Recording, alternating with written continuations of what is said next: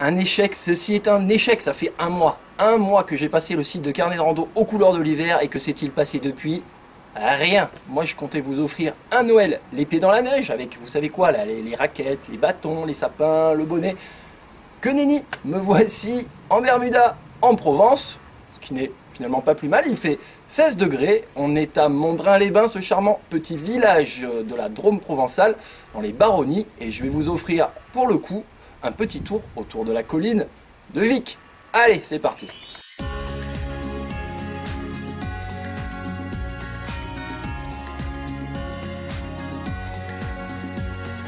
Et on commence par une petite visite de Montbrun-les-Bains et ses magnifiques petites rues Caladé. Montbrun est classé parmi les plus beaux villages de France. Accolé à la colline, avec ses fontaines et ses maisons hautes, Montbrun est surtout connu pour ses sources sulfureuses qui en ont fait une station thermale réputée.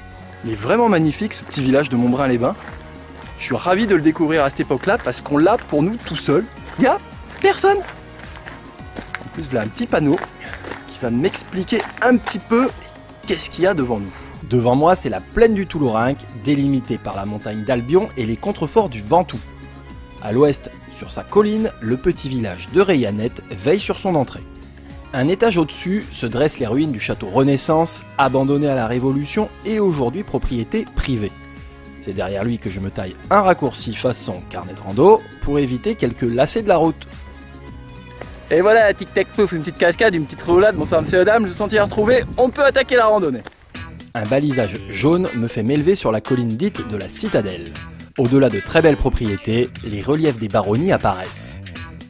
La montagne de Bannes, mais aussi incontournable, le sommet du Mont Ventoux.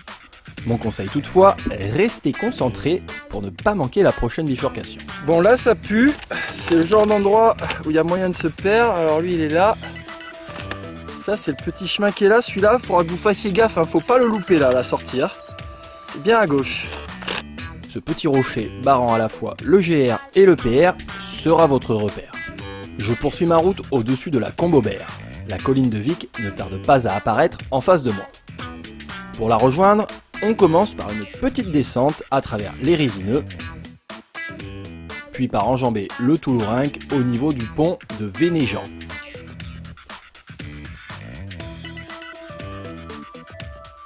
Nous sommes sur le GR91C, une variante du GR9 qui arrive, si ma mémoire est bonne, du nord vers Corps et qui descend plein sud jusqu'à à peu près Sault, dans le pays du Ventoux. Les strates calcaires des Baronnies font leur apparition.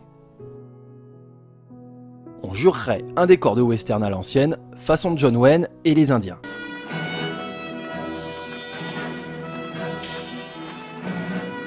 Les chênes et les résineux en plus, pour l'aspect provençal bien sûr. Vous voulez vraiment que je vous dise ce que j'aime dans cette petite balade?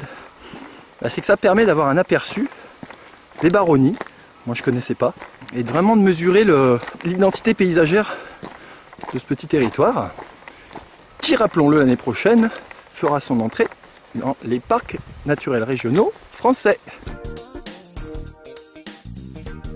Alors vous constaterez probablement, comme je l'ai fait, qu'il y a une différence entre le tracé du GR sur la carte et le tracé du GR dans la réalité.